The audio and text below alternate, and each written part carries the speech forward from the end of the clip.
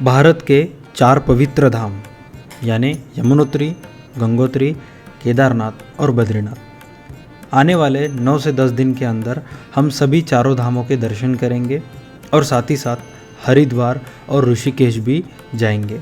इस यात्रा में मेरे साथ होगी मेरी धर्मपत्नी रुद्राणी।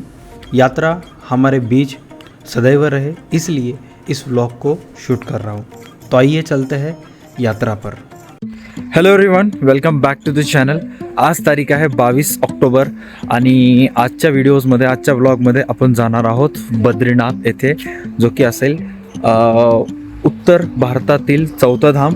आणि आमच्याबद्दल जर बोलायला गेलं तर आमचं दोघांचं सोबत असेल 3रं धाम, कारण आमचे एकूण टोटल 4 धामपैकी जे 4 धाम आहे त्यातलं पहिलं आहे म्हणजे टोटल रामेश्वर, केदारनाथ, बद्रीनाथ आणि त्याच्यानंतर कोणतं आहे गेस?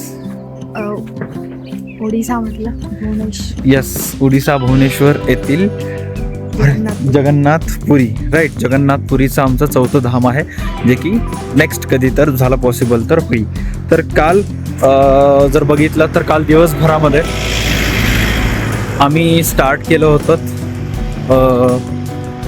रामपूर म्हणजे सोनप्रयागवरून अर्ली मॉर्निंग, आणि मग त्याच्यानंतर दिवसभरामध्ये आम्ही काल गेलो होतो चोपताला, तिथून तुंगनाथला आणि गुप्तकाशी, चोपता, तुंगनाथ, आणि मग त्याच्यानंतर आम्ही गेलो होतो चंद्रशिलाला। ओके, आणि मग चंद्रशिलावरून संध्याकाळी 6 वाजता खाली आलं आणि तिथून आम्ही जे आज थांबलेलो आहोत हा चोपता आणि बद्रीनाथ ह्या दोन्हीमधील सेंटरमधलं गाव आहे, ज्या गावाचं नाव आहे पिपलकोटी। ओके, तर चोपतावरून ऑलमोस्ट अर्धा प्रवास आम्ही काल रात्रीच कंप्लीट केला। राहिलेला जो अर्धा प्रवास आहे तो आज आम्हाला करायचा आहे। आज जोशीमठ होईल आजच्या व्लॉगमध्ये। 1 मिनिट रुद्राणी, पहिला जोशीमठ होईल, त्याच्यानंतर मग बद्रीनाथ होईल आणि मग त्याच्यानंतर मानागाव, देवप्रयाग, असे अनेक पॉईंट्स आजच्या व्हिडिओजमध्ये आपल्याला कव्हर करत जायचं। ओके, तो आमचं जे टुरिस्ट पॅकेज आहे त्यांच्यामार्फत आम्हाला रोज सकाळी नाश्ता आणि 2 टाईमचं जेवण वगैरे असतं। सो ते करण्यासाठी आम्ही आता आलेलो आहोत हॉटेल विनायकमध्ये। ऑल राईट, हॉटेल विनायकमध्ये तो नाश्ता करून मग आम्ही आजचा प्रवास चालू करूयात। चला। सो पिपलकोटीवरून बद्रीनाथचा प्रवास आमचा ऑलरेडी स्टार्ट झालेला आहे। पिपलकोटी टू बद्रीनाथ 70 किलोमीटर आहे। ओके, तर 70 किलोमीटरचा प्रवास इझिली जाईल। कसं असेल काय नाही, रस्ते कसे आहेत, पहाड वगैरे कसे आहेत मी तुम्हाला शो करतो। फक्त एवढं एकच आहे की यमुनोत्रीपासून केदारनाथपर्यंत जो रस्ता होता तो सिंगल ट्रॅक रस्ता होता।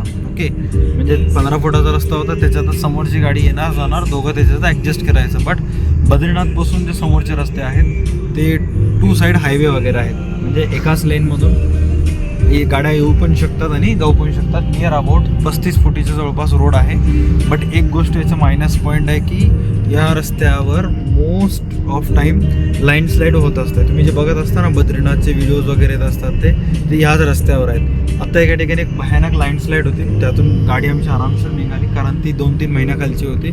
आणखी एका ठिकाणी लँडस्लाईड आहे, त्याचा व्हिडिओ मी तुम्हाला शो करेन, म्हणजे जेणेकरून कळेल की बद्रीनाथचा जो रस्ता आहे तो पावसामध्ये खरंच डेंजर आहे। जून, जुलै हे जे महिने असतात पावसाचे, ऑगस्टचं पहिले काही दिवस, त्याच्यामध्ये बद्रीनाथचे ट्रॅक सेफ नसतात। त्यामुळं खूप सारे ट्रॅव्हल एजन्सीवाले त्या टाईममध्ये ऑफर्स ठेवतात, डील्स ठेवतात, 35,000ची ट्रिप 25,000ला वगैरे। पण त्याच्या मोहाला न बळी पडता तुम्ही तुमचा बेस्ट टाईम निवडायचा आहे ट्रेकसाठी किंवा चारधाम यात्रेसाठी। तो असेल कपाट उघडल्यानंतर, अक्षय तृतीयेच्या वेळेस कपाट वगैरे उघडत असतात। Okay, Akshaya Tritiya most of time April महिन्यामध्ये असते, त्यावेळेस कपाट उघडत असतात। तर कपाट उघडल्यानंतर पहिलेचे 2 महिने आणि शेवटचे 2 महिने, आता पहिल्याच्या 2 महिन्यामध्ये आमचे 12चे वगैरे एक्झाम्स होते म्हणून आम्हाला येणं झालं नाही आहे। पण शेवटच्या 2 महिन्यामध्ये दिवाळीची सुट्ट्या वगैरे मॅनेज करून आम्ही आलेलो आहोत आणि आम्हाला कुठंच असं काही पावसाचा जास्त काही त्रास वगैरे झालेला नाही आहे। सो जरी तुम्ही कधी येत असाल तर तुम्ही हाच टाईम निवडा, शेवटच्या 2 महिन्याचा हा बेस्ट असेल। Okay, done. आता व्ह्यूज बघा एक्झॅक्ट कसे आहेत काय नाही ते। Pipalkoti to Badrinath highway. Okay, Pipalkoti से बद्रीनाथ की ओर सफ़र शुरू होता है, जहां सड़कें पहले की तरह संकरी नहीं बल्कि चौड़ी और व्यवस्थित दिखाई देती है। लेकिन इस चौड़ाई के साथ एक अलग चुनौती भी छुपी है। यह इलाका हिमालयन पर्वतों के बीच बसा है और बद्रीनाथ की राह पर अक्सर पहाड़ों का दिल हिल जाता है। बरसात के मौसम में यहाँ भूस्खलन यानी लैंडस्लाइड होना आम बात है। यही वजह है कि यात्री के दौरान चौड़ी सड़कों पर भी अचानक रास्ता रुक जाता है, पत्थरों की गड़गड़ाहट सुनाई देती है और यात्रियों को कभी कभी घंटों तक इंतज़ार करना पड़ता है। बद्रीनाथ का रास्ता भले ही सुरक्षित और सुविधाजनक लगे, लेकिन यहाँ की असली परीक्षा प्रकृति के सामने धैर्य बनाए रखने की होती है, क्योंकि यहाँ हर मोड़ पर, हर घाटी में हिमालय अपनी शक्ति का एहसास कराता है। लेकिन यह कठिनाइयाँ इस यात्री को और भी अद्भुत बना देती है, क्योंकि जब इन चुनौतियों को पार करके यात्री बद्रीनाथ धाम में पहुंचते हैं तो लगता है मानो साक्षात विष्णु भगवान ने स्वयं अपने भक्तों को दर्शन दिए हो। बद्रीनाथ के बारे में और भी कुछ जानकारी अगर चाहिए तो सबसे पहले ये सुनिए कि बद्रीनाथ जाने वाला रास्ता नेशनल हाईवे 7 यानी कि पुराना नेशनल हाईवे 58 पर पड़ता है। यह सड़क ऋषिकेश, देवप्रयाग, श्रीनगर, रुद्रप्रयाग, कर्णप्रयाग, साथ ही साथ जोशीमठ और पीपलकोटी बद्रीनाथ होकर जाती है। इस रास्ते की लंबाई ऋषिकेश से बद्रीनाथ तक लगभग 320 किलोमीटर है। सड़क पिछले कुछ वर्षों में चौड़ीकरण परियोजना यानी ऑल वेदर रोड प्रोजेक्ट के तहत बेहतर बनाई गई है, लेकिन भारी बारिश के दौरान लैंडस्लाइड, रॉकफॉल और सड़क अवरोध बहुत सामान्य है, खासकर लंबागढ़, हनुमान चट्टी और जोशीमठ के पास। बॉर्डर रोड ऑर्गेनाइजेशन और national highway authority of India लगातार रोड क्लियरेंस करते रहते हैं ताकि यात्रियों को रास्ता सुचारू मिले।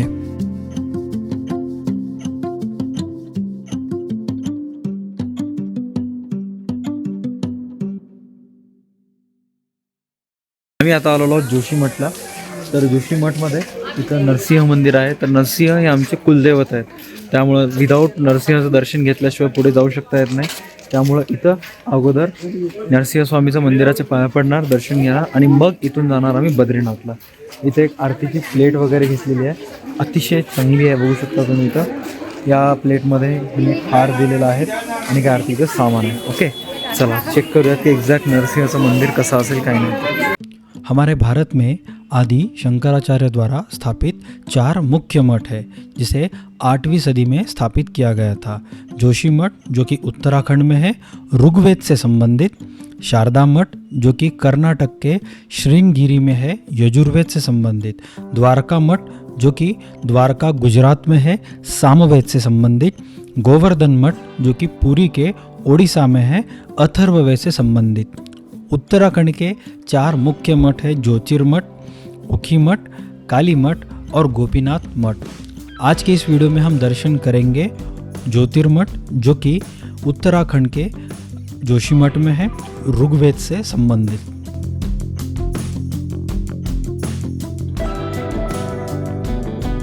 मंदिर एकदम बघू शकता, मंदिराचं व्ह्यू वगैरे एकदम पहाडामध्ये आहे। ओके, इथे छोटे मोठे दुकान वगैरे आहेत, शॉप वगैरे। पहाड़ी बादाम, चॉलिश। हिमालय की गोद में बसा एक पवित्र नगर है जोशीमठ, जिसे ज्योतिर्मठ भी कहा जाता है। यह वह स्थान है जहाँ आदि शंकराचार्य ने तपस्या और वेदांत का प्रचार किया था। यहीं पर उन्होंने भारत का पहला पीठ स्थापित किया, जिसे आज ज्योतिर्मठ नाम से पूजा जाता है। यह शहर केवल तीर्थस्थल नहीं बल्कि बद्रीनाथ धाम की ओर जाने वाली यात्रियों का प्रवेश द्वार भी है।